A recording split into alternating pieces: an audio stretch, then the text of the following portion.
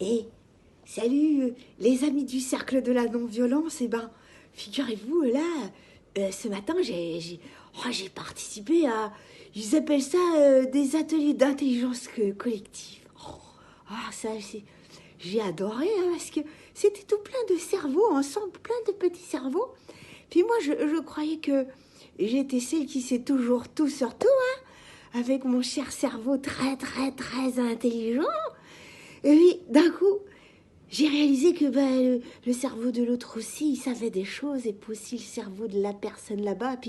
Et en plus, on était à distance, alors on était dans des contrées parfaitement différentes. Ah, c'était extraordinaire, il y avait tous les âges, toutes les villes, peut-être même d'autres pays, je sais pas trop. Enfin, c'est intelligent, des cerveaux ensemble.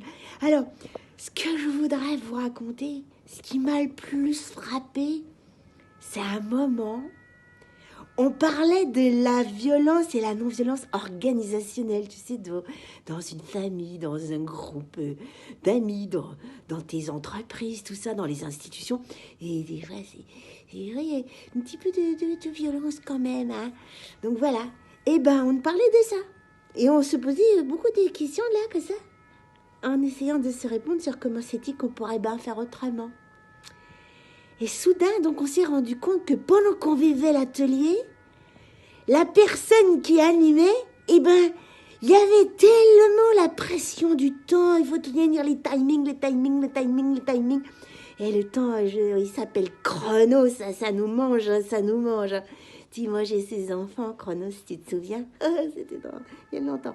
Enfin, la personne qui animait, elle s'est vue tout d'un coup en train d'exercer de la violence organisationnelle avec le groupe même qu'il était en train de réfléchir sur la violence organisationnelle.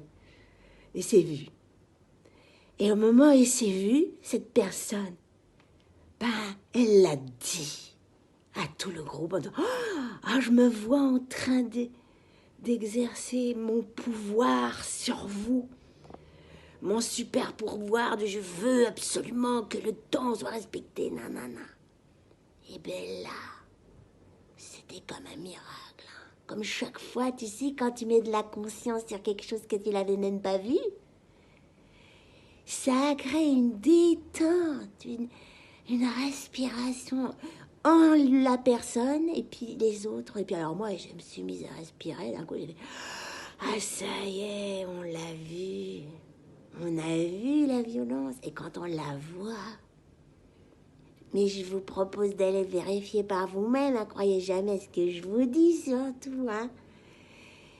Et quand vous la voyez, votre violence, ça se détend, et là, il y a la possibilité tout d'un coup qui arrive de faire autrement. C'était un véritable petit miracle. Ça s'est désamorcé d'un coup. En tout cas, moi, c'est ça que j'ai vécu. Alors, ça me fait penser... Le monsieur qui avait créé la communication non violente, il s'appelait Marshall Rosenberg, il disait un truc que moi j'aime bien, hein, ça m'inspire. Hein. C'est tant que je connais pas, que j'ai pas fait la paix avec ma propre violence dedans. En vrai, je peux pas la choisir, la non-violence. C'était ça qu'il disait Marshall. Et moi, je le vois, je peux faire de la non-violence d'évitement. En mode daté, je mets de la violence sous le tapis. Mais ça, c'est pas du tout de la non-violence comme moi je l'ai comprise en tout cas. Je te donne un exemple concret, puis je m'arrêterai là-dessus parce que j'ai déjà fait un peu long. Si je peux pas te taper dessus, te traiter de crétin, si je peux pas le faire, c'est pas vrai que j'ai choisi la non-violence, c'est parce que je peux te traiter de crétin que je choisis de ne pas le faire. C'est parce que je peux te mettre un pain que je choisis de ne pas le faire. Voilà, parce que je réponds à d'autres aspirations plus grandes. Le respect, le prendre soin, l'accueil de ta différence, même si des fois ça m'énerve. Voilà. Alors vraiment d'avoir vu la violence organisationnelle en direct pendant l'atelier, ça a été la plus belle pépite sur comment qu'on pourrait faire Par exemple, déjà, le voir et se le dire. Et envisager de faire autrement la prochaine fois. Et puis après, on fait ce qu'on peut avec nos moyens du bord. Hein. Parce que, comme dirait une super copine à moi dans le cercle de la non-violence, ben, on est parfaitement imparfait. Et ça, c'est merveilleux. Allez, je vous laisse avec ça, les amis. Hein. Et puis, bonne vie à vous tous et toutes. Ciao, ciao, ciao.